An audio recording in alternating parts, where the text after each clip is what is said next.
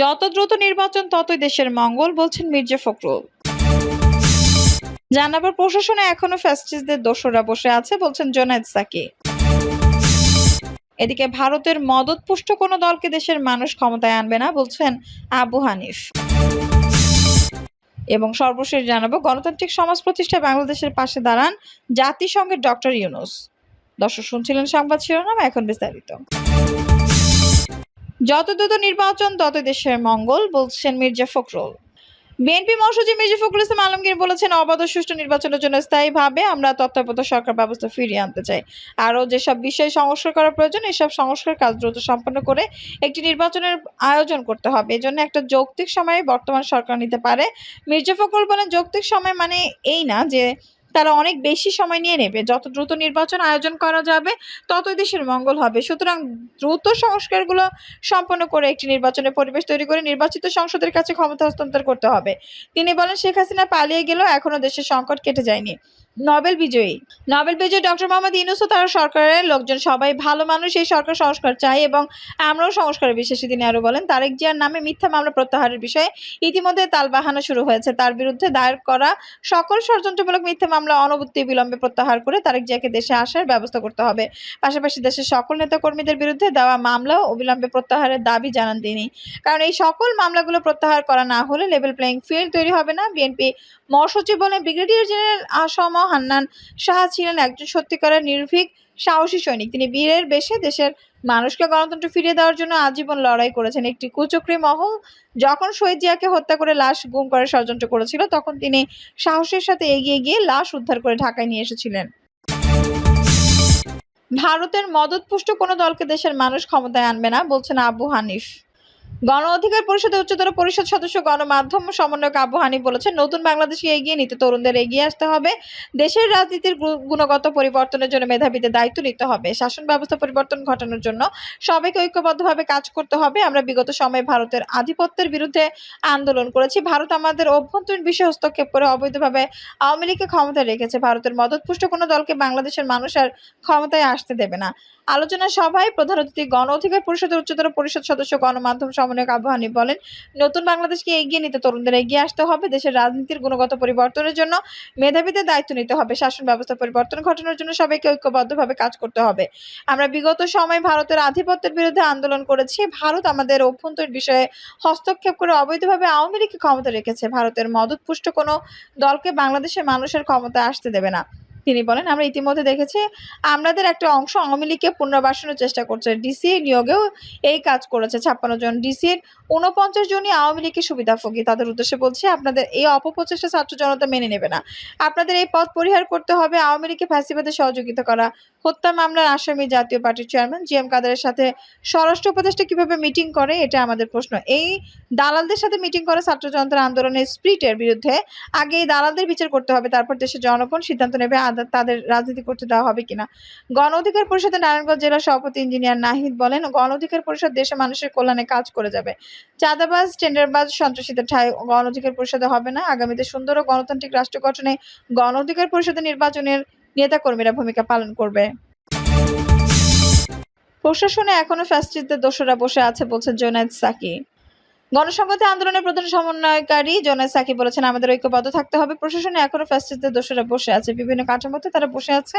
তারা খুনিদের আড়াল করার চেষ্টা করছে। তারা যেন খুনিদের আড়াল করতে না পারে। আপনারা যদি এদের বিচার করতে না পারেন, তাহলে কেন দায়িত্ব নিয়েছেন? বিচার আপনাদের করতেই হবে। এটাই বাংলাদেশের মানুষের আকাঙ্ক্ষা। সাকি বলেন, আমরা বিশ্বাস করি এই সরকার শহীদদের তালিকা প্রকাশ করবে। একজন শহীদের তালিকাও যেন বাদ না যায়। দল হিসেবে আমরা চেষ্টা করছি। আমাদের সীমাবদ্ধতা রয়েছে, কিন্তু সরকারের সক্ষমতা আছে এই শহীদদের শুধুমাত্র নাম নয়, 1 কোটি সম্ভাবনায় জীবন। কি নিদারুণ যন্ত্রণা ভোগ করছে এই ছেলেরা। অন্তত 500 যুবক চোখ হারিয়েছে, অনেকে পঙ্গুত্ব বরণ করেছে। তাদের জীবনের নিরাপত্তা নিয়ে যারা ভাবতে না হয়, সেভাবে সরকারকে ব্যবস্থা নিতে হবে। তিনি বলেন, আমাদের সকলের দায়িত্ব আছে। তবে সরকারকে বলবো, দ্রুততম সময়ের মধ্যে এই তালিকা প্রস্তুত করুন। নতুন বাংলাদেশের দিকে যাত্রা ন্যায়ের উপর দাঁড়িয়ে হবে। কোনো শহীদ পরিবারকে যেন বলতে না হয়, আমরা বিচার পেলাম না। এই সকল হত্যা দোষর ও নির্দেশদাতারা কোথায় গেল? আমরা শুনতে পারছি তারা পালিয়ে গেছে, এখনো পালিয়ে যাচ্ছে। তারা কিভাবে আইনের মুখোমুখি না হয়ে পালিয়ে যাচ্ছে, সরকারকে তার জবাব দিতে হবে। আমরা তাদের বিচারের মুখোমুখি দেখতে চাই। সংবিধানের সমস্ত ক্ষমতা এক ব্যক্তির সাথে কেন্দ্রীভূত। যারাই ক্ষমতায় গেছে তাদের জমিদারের মতো দেশ চালানোর ক্ষমতা দেয়া হয়েছে। ফলে আমরা মানবিক মর্যাদা ও সামাজিক ন্যায় বিচার পাইনি, আমাদের ভোটাধিকার সহ হরণ করা হয়েছে। জোনেস সাকি বলেন, বাংলাদেশ চলবে ১৯৭১ সালের বৈষম্যহীন বাংলাদেশের চেতনায়। ওরা আবার এটি মনে করিয়ে দিয়েছে, এখানে কেউ পাবে কেউ পাবে না, সেটা আর হবে না। আমাদের নতুন রাজনৈতিক বন্দোবস্ত লাগবে, সেটার জন্য জনতার সংবিধান লাগবে, তার জন্য আইনের সংস্কার আনতে হবে। এর মধ্য দিয়ে রাষ্ট্র গণতান্ত্রিক হবে। এই কাজগুলো অন্তর্বর্তী সরকারকে করতে হবে। তিনি আরো বলেন, আমাদের দেশের সকল স্তরের মানুষ যেন মাথা উঁচু করে দাঁড়াতে পারে, তাদের দাবি পেশ করতে পারে। এদেশের মেহনতি মানুষ কি আন্দোলন করতে পেরেছে?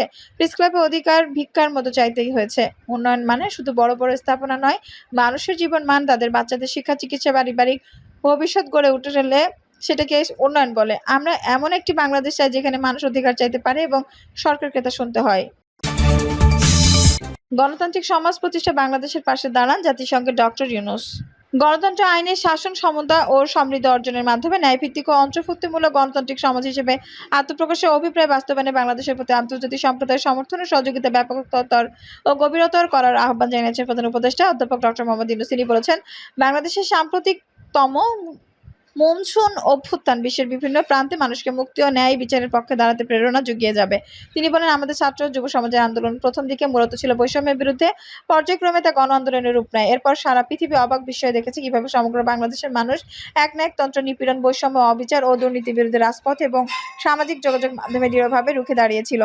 ডক্টর মোহাম্মদ ইউনূস তার ভাষণের শুরুতে বৈষম্য বিরোধী ছাত্র আন্দোলনের প্রেক্ষাপট সহ এই আন্দোলনের শত শত মানুষের জীবনদানের মাধ্যমে বাংলাদেশের সংঘটিত যুগান্তরকারী পরিবর্তনের কথা তুলে ধরেন।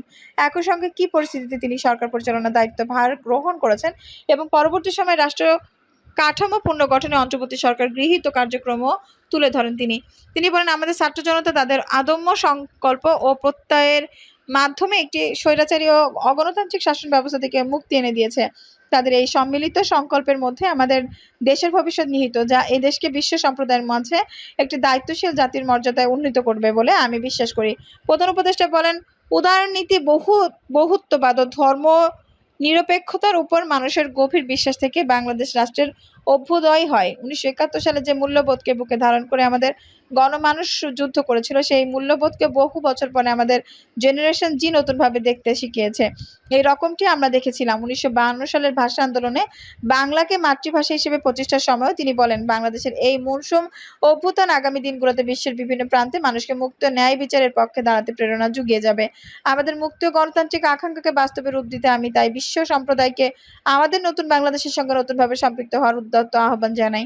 বাংলাদেশ সরকারের দায়িত্ব গ্রহণের পর গত ৭ সপ্তাহে রাষ্ট্র সংস্কার ছাড়াও দেশের সুশাসন প্রতিষ্ঠা ও মত প্রকাশের স্বাধীনতা নিশ্চিতে তার সরকার গৃহীত পদক্ষেপগুলো তুলে ধরেন প্রধান উপদেষ্টা। তিনি বলেন, মানুষের আস্থা ও আত্মবিশ্বাস ফিরিয়ে আনতে এবং নির্মম অতীত যেন আর ফিরে না আসে, সেজন্য আমরা কিছু সুনির্দিষ্ট খাতে সংস্কারকে অগ্রাধিকার দিচ্ছি। বৈশ্বিক সংকট নিরসনে জাতিসংঘের মহাসচিব ও সাধারণ পরিষদের সভাপতি আন্তোনিও গুতেরেসের দৃঢ় প্রত্যয় ও সাফল্যমণ্ডিত নেতৃত্বের জন্য তাকে সাধুবাদ জানান প্রধান উপদেষ্টা। তিনি বলেন, বাংলাদেশ বিশ্বাস করে যে এই সম্মেলনের অর্জন বৈশ্বিক সমৃদ্ধির জন্য আমাদের সবার অভিপ্রায় ও সহযোগিতা কাঠামো প্রণয়নের দিক নির্দেশকে হিসেব কাজ করবে।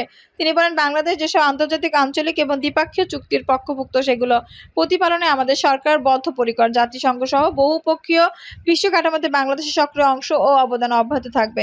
পারস্পরিক শ্রদ্ধাবোধ, মর্যাদা ও স্বার্থ সংরক্ষণের ভিত্তিতে বাংলাদেশ বিশ্বের সব রাষ্ট্রের সঙ্গে বন্ধুত্বপূর্ণ সম্পর্ক বজায় রাখতে আগ্রহী। সরকার প্রধান বলেন, বাংলাদেশ মনে করে শান্তি রক্ষা এবং সংঘাত মোকাবেলা জনগণের সমৃদ্ধি নিশ্চিত করার মূল চালিকা শক্তি।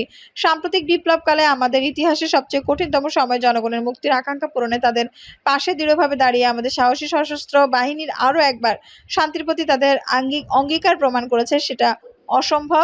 এটা সম্ভব হচ্ছে শান্তি রক্ষা আমাদের অঙ্গীকারদের কেন্দ্রবিন্দুতে মানবাধিকার স্থান দেওয়ার ফলে। বিশ্বব্যাপী বৈষম্য ও অসমতার অবসানে ঐক্যবদ্ধভাবে কাজ করার জন্য বিশ্ব নেতাদের প্রতি আহ্বান জানিয়ে ডক্টর ইউনূস বলেন, সব বৈশ্বিক সমস্যার সমাধানের জন্য আমাদের সবার হাতে যথেষ্ট সক্ষমতা সম্পন্ন এবং উপায় রয়েছে। আসুন আমরা জাতীয় বা আন্তর্জাতিকভাবে যেসব প্রতিশ্রুতি দিয়েছি তা বাস্তবায়ন করি।